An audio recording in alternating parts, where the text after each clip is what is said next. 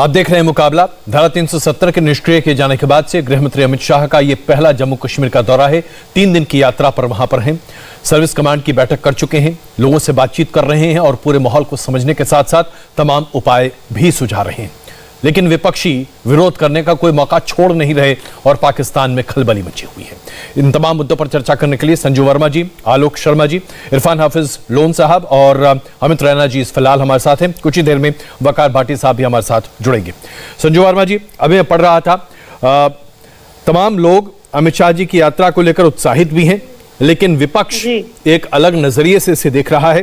पूर्व मुख्यमंत्री फारूक अब्दुल्ला का बयान आया है। उन्होंने कहा है कि अमित शाह जी उनसे मिलना चाहते थे, लेकिन फारूक अब्दुल्ला साहब ने मना कर दिया। उन्होंने कहा कि पहले 900 उन लोगों को रिहा कीजिए जो पत्थरबाजी के आरोप में गिरफ्तार किए गए। धारा 370 को फिर से पूरी तरीके से बहाल कीजिए, तभी बातचीत हो सकती है, अन्यथा बातचीत का कोई मतलब नहीं है। अजय जी, बात इतनी सी है कि जब से अनुच्छेद 370 और अनुच्छेद 35A 35A को हमने हटा दिया, निरस्त कर दिया, उसके बाद से चाहे नेशनल कॉन्फ्रेंस हो या महबूबा मुफ्ती हो, फारूक अब्दुल्ला, ओमर अब्दुल्ला, ये कई ऐसे लोग हैं जो अपने आप को गुप्कर अलायंस के कर्ता धर्ता मानते हैं। ये पूरी तरह से बदहवास हो गए हैं, बौखला गए हैं, झंझनाहट में आ गए हैं, क्योंकि इनकी समझ में ये नहीं आ रहा कि आज अनुच्छेद 370 के हटने के बाद 7th पे कमीशन की सिफारिशें जम्मू कश्मीर में लागू हैं, जिससे लोगों को बहुत लाभ प्राप्त हो रहा है। इनसे ये नहीं देखा जा रहा कि आज 6000 विकास कार्य पिछले 2 सालों में लागू हुए हैं। 80,000 करोड़ का आपको याद होगा पैकेज प्रधानमंत्री मोदी ने 2015 में जम्मू कश्मीर के लिए तय किया था। उसमें से 60% से ज्यादा ऑलरेडी इंप्लीमेंट हो चुका है, लागू हो चुका है कई विकास कार्यों के चलते। इनसे ये नहीं देखा जा रहा कि 3 लाख लोगों को ऑलरेडी डोमिसाइल सर्टिफिकेट मिल रहे हैं। तो संजू जी, क्यों नहीं देख पा रहे हो रहा? क्यों नहीं तमाम विपक्षी पार्टियां इन तमाम बातों को समझने की कोशिश कर रही हैं? वो क्यों कहती हैं कि ये सब तो पहले ही से हो रहा था, आपने कुछ नया नहीं किया? अजय जी, ये हर किसी को पता है। जम्मू कश्मीर के इतिहास से आप मुझसे ज्यादा अच्छी तरह से वाकिफ हैं कि अनुच्छेद 370 कभी हट जाएगा इन आवर लाइफ टाइम, ये किसी की सोच से बाहर था। ये तो प्रधानमंत्री नरेंद्र मोदी और अमित शाह के पॉलिटिकल करेज और कन्विक्शन के चलते ये ऐतिहासिक कदम लिया गया अगस्त 2019 में। और तब से आप फारूक अब्दुल्ला की बयानबाजी देखिए, ओमर अब्दुल्ला की देखिए, बार बार कहते हैं let Pakistan intervene, let China intervene. ये वो शख्स है जो मोदी विरोध करते करते देश विरोध पर उतर आए हैं। इनको पाकिस्तान का हस्तक्षेप मंजूर है, इनको चीन का हस्तक्षेप मंजूर है, पर इनको हमारे गृह मंत्री के साथ वार्तालाप करने से परहेज है। तो मैं इस पर लोन साहब से प्रतिक्रिया लूं, लेकिन इस बीच हम आपको ये बता दें कि अभी जब हम ये बातचीत कर रहे हैं, इस बीच अमित शाह जी युवाओं से बातचीत कर रहे हैं और ये बातचीत उनकी वीडियो कॉन्फ्रेंसिंग के जरिए हो रही है। हम उनकी तस्वीरें भी आपको अभी लगातार दिखाते रहें। आइए जरा पहले देख लेते हैं कि अमित शाह जी अभी क्या कह रहे हैं, थोड़ी सी उनकी बात सुनते हैं और उसके बाद फिर चर्चा को आगे बढ़ाते हैं। कितना भारी बदलाव हुआ है, और मैं आपको विश्वास दिलाता हूं युवा साथियों, ये बदलाव को कोई नहीं रोक सकता। कोई कितनी भी ताकत आजमा ले, ये बदलाव के बयार को अब कोई रोक नहीं सकता। ये आगे बढ़ने वाली है और कश्मीर में एक नए युग की शुरुआत हो रही है, और इसलिए जरूरी है इस प्रकार के कार्यक्रम। मैं तो भाई मनोज सिन्हा जी को बहुत बहुत बधाई और अभिनंदन करना चाहता हूं कि कंसेप्ट, ये कार्यक्रम, ढेर सारे कार्यक्रम मनोज जी ने चालू करे हैं, मगर इसमें सबसे ज्यादा उपयोगी अगर कोई कार्यक्रम है तो ये यूथ क्लब का उनका ये प्रयोग है। हमारी कश्मीर की लगभग 70% आबादी, 70% आबादी 35 साल के नीचे की उम्र की। अगर ये 70% आबादी के मन में आशा जगा दी जाए, 70% आबादी का हौसला बढ़ा दिया जाए, 70% आबादी को विकास के कामों के साथ जोड़ लिया जाए, उनकी पढ़ाई लिखाई की चिंता हो, उनकी स्किल डेवलपमेंट की चिंता हो, उनकी रोजगारी की चिंता हो, और उनको अगर कश्मीर की शांति का और कश्मीर के विकास का राजदूत बनाया जाए तो कश्मीर की शांति में कोई कभी भी खलल नहीं पहुंचा सकता। और मैं मानता हूं इसीलिए ये कार्यक्रम बहुत महत्वपूर्ण है। लगभग पूरे जम्मू और कश्मीर में 4500 युवा क्लब पंजीकृत किए गए हैं। उसमें से ग्रामीण क्षेत्र में 4229 युवा क्लब हैं। आप कल्पना कर सकते हैं 4229 युवा क्लब ग्रामीण क्षेत्र के युवाओं को विकास की कोई न कोई गतिविधि के साथ, खेल की कोई न कोई गतिविधि के साथ जोड़ने का काम करें। उनकी शिक्षा की चिंता हो रही, उनकी रोजगारी की चिंता हो रही, वो खेले, अपने आप को खेल के साथ जोड़े, उसकी व्यवस्था हो रही, स्किल अपग्रेडेशन की उसकी चिंता हो रही है और कश्मीर के विकास के साथ हम उसको जोड़ते हैं। मित्रों, मल्टी डायमेंशनल प्रोग्राम है। इससे आजीविका का सृजन भी होता है, इससे शिक्षा और कौशल विकास ये भी आगे बढ़ता है। आर्थिक सहायता और आर्थिक अनुदान भी, हमारी बहन बैठी है कौर ने बताया, मुझे बहुत सहायता मिली यहां पर। तो आप देख रहे हैं किस तरह से विकास में और विकास के रास्ते में युवाओं को जोड़ने की सरकार पहल कर रही है। और गृहमंत्री जी अभी इसी बारे में पूरी योजनाओं की एक रूपरेखा बता रहे थे कि कैसे बदलाव का मौका है ये, और ये अपने आप में बहुत ही ज्यादा मौजूद मौका है कि क्या ये बदलाव कश्मीर के मुस्तकबिल को बदल कर रख देगा। लोन साहब, आप अभी गृहमंत्री जी की बातों को सुन रहे हैं, पूरे दिन भर से आज आप उनके पूरी गतिविधियों को भी देख रहे हैं। क्या कमी आपको दिखाई दे रही है? क्या आज यह मौका नहीं है कि पूरे देश को एकजुट होकर सरकार के साथ मिलकर काम करना चाहिए, आगे बढ़ाना चाहिए? अब ऐसे में राजनीति क्या वाकई में करने का यह मौका है? लोन साहब, देखिए अजय जी, मैं यही कहूंगा कि अमित शाह जी जहां से, जो उनकी जन्मभूमि है, जहां से उन्होंने अपना राजनीतिक सफर शुरू, गुजरात से, जो बापू महात्मा गांधी की जन्मभूमि है। बापू हमेशा अहिंसा पे, वार्ता पे विश्वास रखते थे और इस अहिंसा पे कि बातचीत से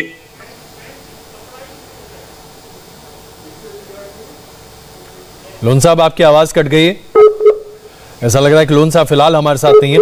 मैं यही सवाल आलोक शर्मा जी आपके सामने लेकर आता हूं। जिस तरह से अभी विपक्षी पार्टियां लगातार ये कह रही हैं कि हम बात नहीं करना चाहते, अमित शाह जी से मुलाकात नहीं करना चाहते, कश्मीर में कुछ भी नहीं हो रहा है, ये तो ठीक नहीं है ना? धारा 370, मुझे लगता है कि देश के प्लीज बोलिए। गृह मंत्री अगर जाएं और 700 लोगों को डिटेन कर दिया जाए, तमाम दोपहिया वाहनों को अरेस्ट कर लिया जाए, थानों में बंद कर दिया जाए, पहले ही उनके जाने से पहले तमाम सीआरपीएफ की कंपनियां भेजी जाएं, 20 किलोमीटर तक परिंदा भी पर ना मार पाए ऐसा माहौल बनाया जाए, और जिस तरह से 2 दिन पहले इंटरनेट बंद कर दिया जाए और सड़कों के किनारे बंकर बनाए जाएं, तो स्वाभाविक है कि बीजेपी ने स्वयं अपनी पोल खोल दी है कि हम जो 2014 से पूरे देश को गुमराह कर रहे हैं उसका ये नतीजा है। धन्यवाद करना चाहूंगा, 2.25 साल के बाद मोदी जी के गृह मंत्री साहब को जाने का समय मिला। इतना लंबा समय लगा दिया, आते आते बहुत देर कर दी। पिछले 15 दिन के अंदर 1500 परिवार जो कश्मीर वैली में थे वो भी पलायन करके चले गए। ये मजबूरी का दौरा है, मजबूरी थी। पूरा देश देख रहा था कि किस तरह से सिविलियंस का टारगेट किलिंग हो रही है। देखिए मैं अब चुप हो जाता हूँ, अगर इनको लगता है तो मैं अजय जी, या तो आप डिबेट को कंट्रोल करें। मैं उनसे रिक्वेस्ट कर रहा हूँ, संजू जी प्लीज जरा पहले आलोक जी को उनकी बात खत्म कर ले दीजिए, उसके बाद आप जरूर बोलिएगा, आप जवाब दीजिएगा जी प्लीज। हम आलोक जी की बात सुन रहे हैं। लगता है कि धारा 370 के ऊपर भी तमाम लोग जिस तरह से गुमराह कर रहे हैं, धारा 370 अभी भी संविधान का आर्टिकल है, हिस्सा है। उसके अंदर अगर बदलाव हुआ है, उस तरह के 36 बदलाव पहले भी हुए हैं। प्रधानमंत्री होता था, उसके अलावा फिर भी यार बीच में बोलने लगे भाई आप लोग। अजय जी, या तो आप इनको कंट्रोल करें, नहीं मैं चुप बैठूंगा भाई। आलोक जी आप अपनी बात कंप्लीट कीजिए ना प्लीज। देखिए, जो भी व्यक्ति ये कहता है कि हिंदुस्तान के कॉन्स्टिट्यूशन में आर्टिकल 370 पार्ट नहीं है, वो झूठ बोलता है, देश को गुमराह करता है। उसमें 2 बदलाव किए गए, ये मानता हूं मैं। उस तरह के 36 बदलाव हुए पहले। सुप्रीम कोर्ट और हाई कोर्ट तक वहां पर स्थापित किए गए कि सुप्रीम कोर्ट के अंदर इस राज्य को लाया जाए। प्रधानमंत्री का एक पद होता था, उसको अबॉलिश किया गया। इससे भी बड़े बड़े कदम 36 उठे थे। ये मेरी स्टेटमेंट नहीं है, अमित शाह जी की स्टेटमेंट है।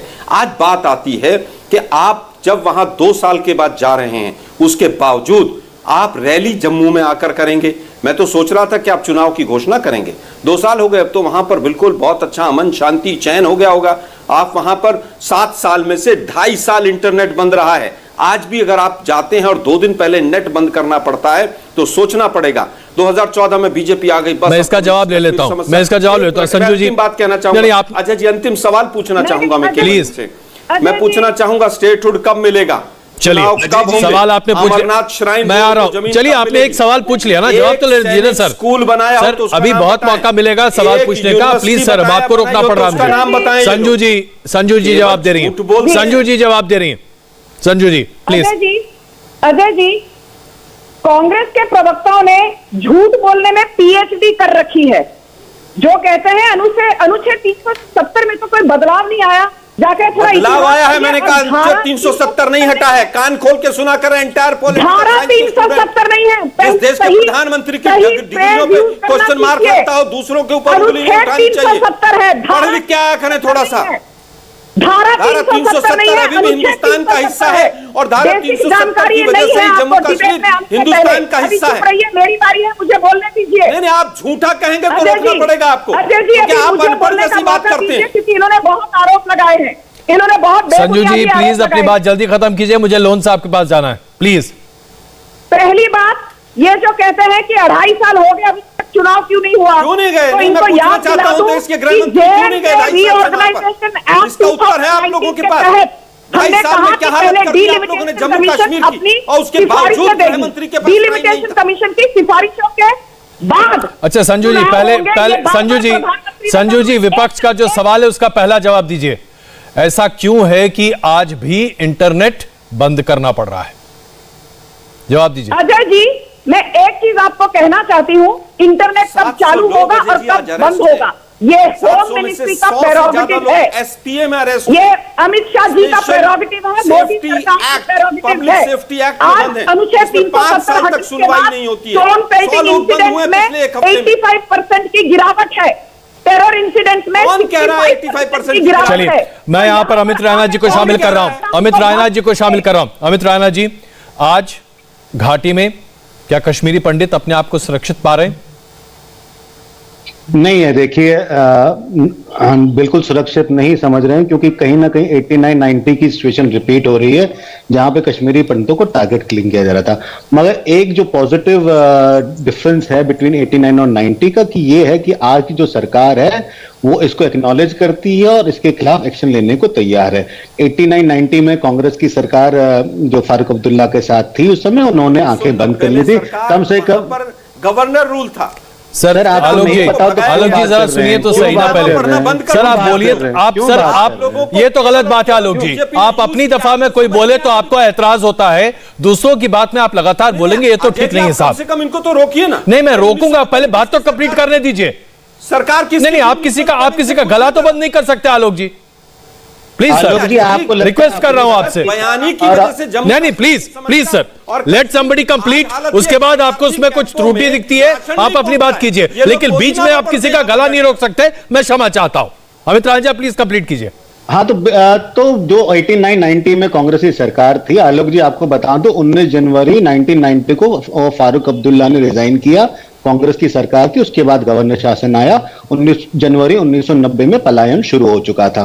तो आप अपना इतिहास पढ़ के आइए अपनी पार्टी का, और फारूक और राजीव कौर पढ़ के आइए।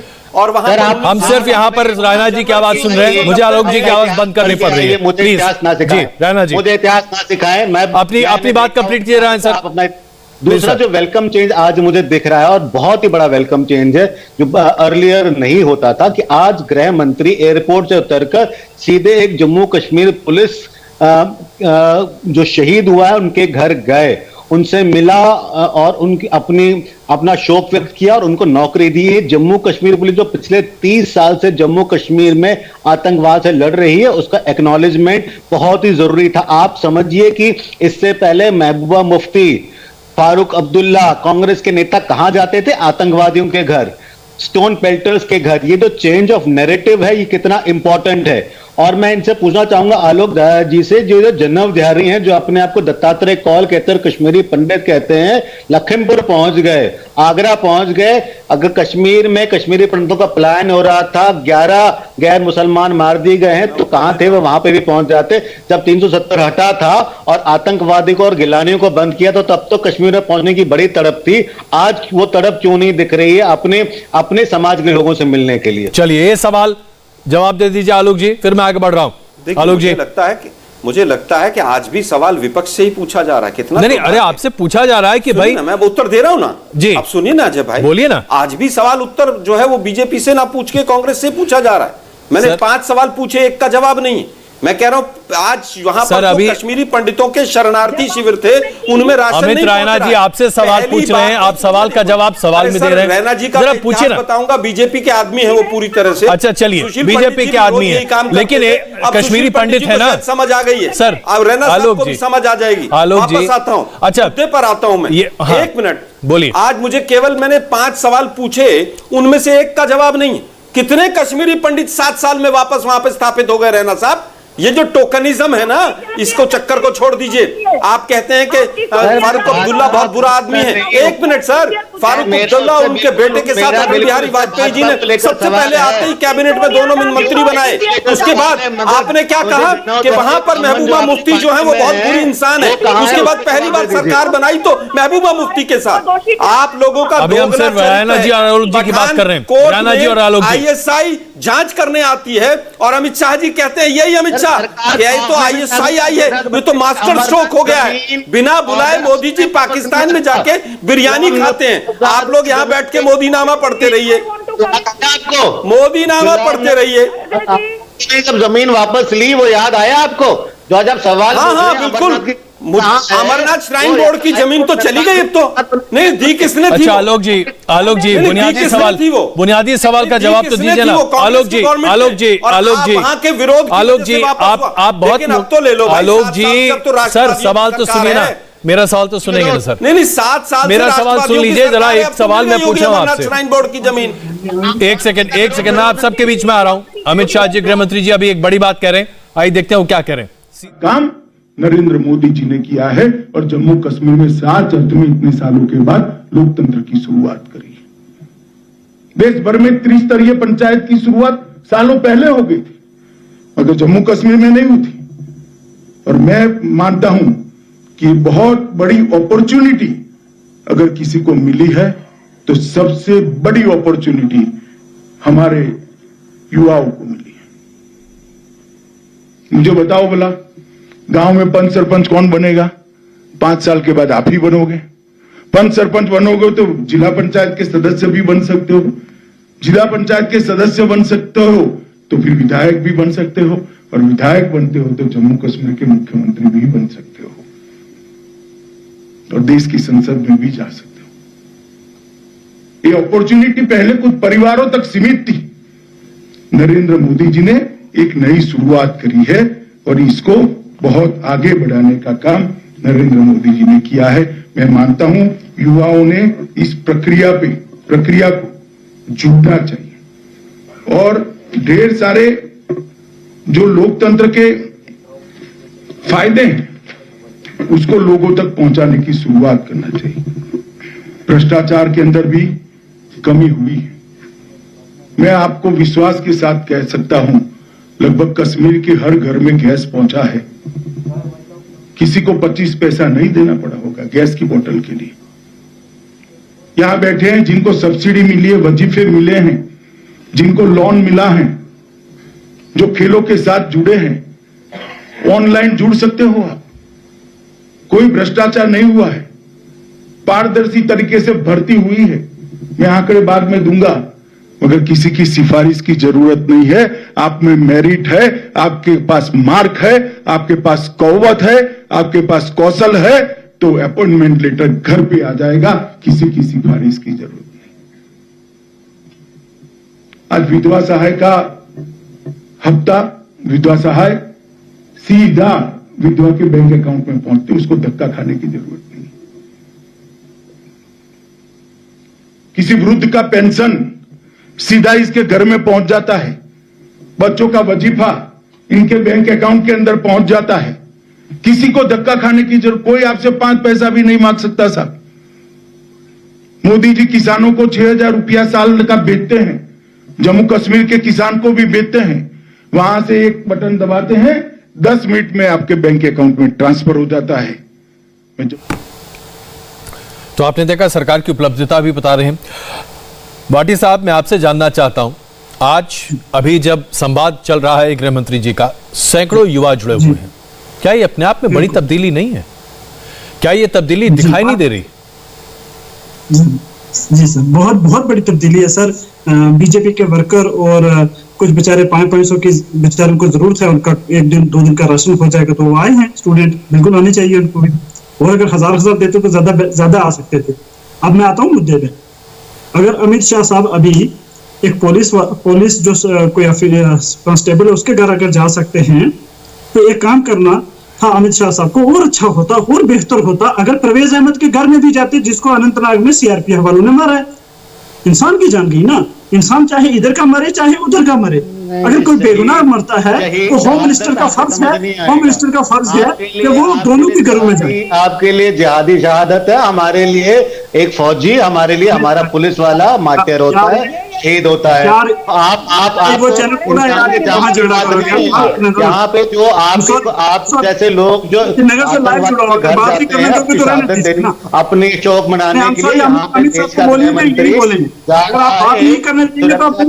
घर, जिसने इस देश के चलिए रेहान साहब जरा भाटी जी की बात सुन लेते हैं, उसके बाद आप जवाब दीजिएगा। जी भाटी जी, कंप्लीट कीजिए। 2019 5 अगस्त को अमित शाह ने होम मिनिस्टर अमित शाह साहब ने पार्लियामेंट में क्या वादा किया था कश्मीर के अवाम को, और आज के दिन क्या हो रहा है कश्मीर में, इन दोनों चीजों को देखना पड़ेगा। उस दिन उन्होंने कहा था इंडस्ट्री आएंगी, रोजगार मिलेगा, 50,000 इतना तक के, जब उस टाइम के सत्यपाल मलिक साहब थे उन्होंने 50,000 नौकरियों का ऐलान भी किया था। उसके बाद जो गवर्नर आए उन्होंने भी ऐलान किए। तो मुझे आप मेहरबानी से ये बताइए कि यहाँ क्या रोजगार मिला, क्या अच्छी यहाँ हेल्थ सिस्टम हुआ, क्या अच्छी एजुकेशन मिली? एजुकेशन से तो 2 साल से ही बंद पड़ी हुई है। अमित शाह आज आए हैं 2-2.5 साल के बाद, करने क्या आए हैं? ये सिर्फ आए हैं मीडिया कवरेज लेने, क्योंकि इनको मीडिया कवरेज चाहिए यूपी के चुनाव के लिए। चलिए, तो आप संजू वर्मा जी जवाब दे रही हैं। संजू जी, क्या उत्तर प्रदेश के चुनाव के लिए मीडिया कवरेज की आवश्यकता भारतीय जनता पार्टी को पड़ रही है? संजू वर्मा जी जवाब दे रहे हैं। संजू वर्मा जी आपका जवाब दे रही है भाटी साहब जी। सुनिए, जवाब सुनिए सर, जवाब सुनिए जी। Thank you Ajay ji. जो बार बार कहा जा रहा है कि हमने 2-2.5 सालों में कुछ नहीं किया, तो पहली बात मैं जल्दी 30 सेकंड लूंगी। 80,000 करोड़ का जो पैकेज घोषित किया गया था 2015 में, उसका 60% से ज्यादा विकास कार्यों में लागू हो चुका है। पॉइंट नंबर 1 कहाँ है? 2018 में इतने दशकों नंबर 1 छोड़िए, नंबर 1 कहाँ है? वो कहाँ है आपका 80,000 करोड़ का पैकेज? कहाँ है मैडम जी? कागजों में, और कागजों में थोड़ा चाहिए, कागजों में है ना क्या? 10 सीटों से ज्यादा सीटें नहीं मिली, जनता बीजेपी आप लोगों ने। चौथी बात, श्रीनगर से दुबई आज डायरेक्ट फ्लाइट है। सिर्फ संजू जी और भाटी साहब, सिर्फ संजू जी और भाटी साहब। पंडितों को लगाइए मुझे इन पे, बताइए, मैं इनको कॉन्टेक्ट करता हूँ। डोमिसाइल सर्टिफिकेट मैडम जी मुझे बताइए, अब ये झूठ मत परोसिए। ये भारत की आवाम को जो झूठ आप बोल रहे हैं ना, ये बहुत गलत बोल रहे हैं। आपको भारत की आवाम माफ नहीं करेगी, आपको, और कश्मीरी आवाम को बिल्कुल ही नहीं माफ करेगी। हम जब रात को बिस्तर में सोते हैं ना, तो आपके लिए बदवा निकालते हैं कि आपने हमारा जनाजा, चलिए खुदा आपका जनाजा। अभी उपलब्धियों की बात हो रही है, इस चर्चा को और आगे बढ़ाएंगे। गृह मंत्री जी ने अभी एक बड़ी बात अपनी इस चर्चा में कही है। उन्होंने आतंकवाद के मसले पर अपनी जो टिप्पणी की है वो सुनने हो गए, जरा पहले वो सुनते हैं, उसके बाद चर्चा आगे बढ़ाते हैं। एक नए कश्मीर के युवाओं में संदेश लेकर जाना है कि ये रास्ता नहीं है हमारे जीवन को आगे बढ़ाने का, ये रास्ता हो ही नहीं सकता। और पाकिस्तान की बात करने वालों को मैं कई जवाब दे सकता हूं, मगर मैं वो जवाब देने यहां नहीं आया। मैं तो मेरे युवा भाई बहनों के साथ बात करने आया। मैं आपको पूछना चाहता हूं, पास में ही पाक ऑक्यूपाई कश्मीर है। हमें तो अभी जम्मू कश्मीर में जो विकास है इससे संतोष नहीं है, परंतु अभी भी यहां का जम्मू कश्मीर और पाक ऑक्यूपाई जम्मू कश्मीर का एक बार तुलना कर देना, क्या मिला? गरीबी के अलावे क्या मिला? अंधेरे के अलावे क्या मिला? धुएं के अलावे क्या मिला? आज भी घर में लकड़ियां और टहनियां जलाकर खाना पकाया जा रहा है। और यहां विकास के एक नए दौर की शुरुआत हुई। मैं सभी युवा साथियों को अपील करने आया हूं कि यहां पर मोदी जी ने युवाओं के लिए एक बहुत बड़ी शुरुआत करी है।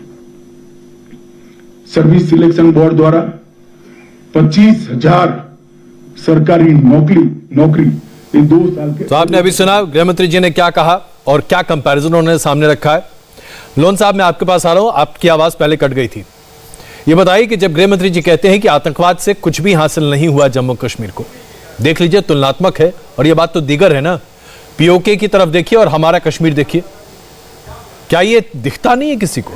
लोन साहब। बिल्कुल अजय जी, मैंने इससे पहले यही बात कही कि गृह मंत्री जी उस भूमि से आते जो गांधी जी की भूमि है, जो अहिंसा पर विश्वास रखते थे, जो बातचीत पे विश्वास रखते हैं थे। और हम उम्मीद करेंगे कि भारत सरकार भी समझेगी, गृह मंत्री जी भी समझेंगे कि हर समस्या का समाधान बातचीत से होगा। और जो कश्मीर की बात है, हम ये राजनीतिक मुद्दा मानते हैं और हम चाहेंगे कि इसे एक अल्टीमेटली एक राजनीतिक हल की आवश्यकता है। अजय जी, मैं मुकम्मल कर रहा हूं, संक्षेप में आपको कहना चाहूंगा। 5 अगस्त को जो हमारा राज्य का दर्जा छीना गया, जब झारखंड बनता है या तेलंगाना बनता, वहां की विधानसभा से पूछा जाता, हमें पूछा ही नहीं गया और पहली दफा इतिहास में किसी स्टेट को यूटी बनाया। 370-35 से कर्फ्यू में डाल के गैर आईनी गैर जमहूरी तरीके से छीना गया। और गृह मंत्री जी, भारत सरकार ने कहा कि जम्मू में विकास होगा, जम्मू कश्मीर सुलझ जाएगा, कोई भी गोली वहां नहीं चलेगी। लेकिन आज आप जरा भारत सरकार से पूछे, यहाँ पर 90 जैसे हालात हुए हैं। सुपिंदर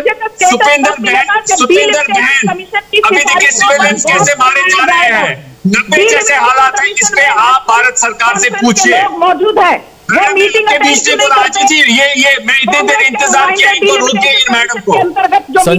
संजू जी आपको जवाब देने का मैं मौका दूंगा, प्लीज जरा सुनिए sir. Sanju ji please madam सुनिए जरा जी, प्लीज। लोन साहब बात जल्दी कंप्लीट कीजिए, मेरे पास वक्त ज्यादा नहीं है।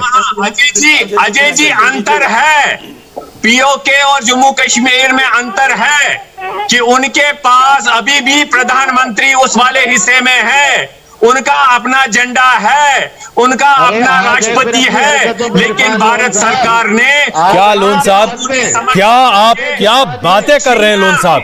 मैं वाकई में दंग हूं आपके इस एनालॉजी से। पाकिस्तान ऑक्युपाइड कश्मीर को आप कश्मीर से बेहतर बता रहे हैं, इससे ज्यादा क्या बात आप कर सकते हैं साहब? मतलब ये तो इंतहा हो गई अंधेपन की साहब, एकदम इंतहा हो गई आपकी भाई। आप लिमिट के बाहर बात कर रहे हैं। जिस आजादी के साथ हिंदुस्तान में आज आप सब लोग रह रहे हैं, क्या इसके बाद भी आप पाकिस्तान की तारीफ करते हैं? इनका दिल पाकिस्तान के वाकई में मुझे शर्म आ रही है कि आप इस तरह की बात करते हैं। मैं क्षमा चाहता हूं, मैं आपको अपने शो से बाहर करना चाहता हूं, आपको साहब, आप लायक नहीं है बात करने के। क्षमा कीजिएगा प्लीज, हम इनको हटा दें अभी, इनको हटा दें अभी। मैं आखिरी मेरे पास 1 मिनट बचा हुआ है और मैं संजू जी आपके पास आ रहा हूं। संजू जी आप इनजस्टिस कर रहे हैं, नहीं मैं भाटी साहब सॉरी मैं इंजस्टिस नहीं कर रहा हूं। आई एम सॉरी भाटी साहब, this is not done. No sir Bhati साहब, आई एम सॉरी। आप इस तरह की बातों का समर्थन करते होंगे, हम नहीं कर सकते। यह देश की बात है और देश के सामने कोई भी बड़ा नहीं हो सकता। मैं आपको भी बर्खास्त करता हूं इस शो से। चलिए शो ही बंद करते हैं, धन्यवाद। इस तरह के लोगों के साथ बातचीत नहीं हो सकती जो देश विरोधी बयान देने के लिए राष्ट्रीय टेलीविजन को इस्तेमाल करते हैं। क्षमा चाहता हूं, थोड़ा उत्तेजित हुआ, लेकिन इस तरह की बातें अपने आप में बहुत ही बेमायनी है। जब हिंदुस्तान में बैठकर हिंदुस्तान की तमाम सुविधाओं का इस्तेमाल करने के बाद पाकिस्तान को गाना गाए, तो वो देश समर्थक तो कभी नहीं हो सकता। इंडिया टीवी हर वक्त हर जगह डाउनलोड करने के लिए सर्च करें India TV news Google play store या ऐप स्टोर पर।